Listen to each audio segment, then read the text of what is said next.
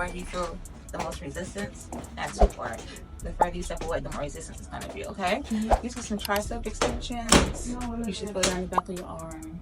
Okay, and then I want to do bicep curls right here. Well, you feel the resistance, but take your time. It's not a race. And then hug a tree. Step out forward where you feel comfortable and like you're hugging a tree. If you want to advance this, you could do it on your tippy toe. Just make sure that you're balanced. So the first one is triceps. Just up, down, up, down.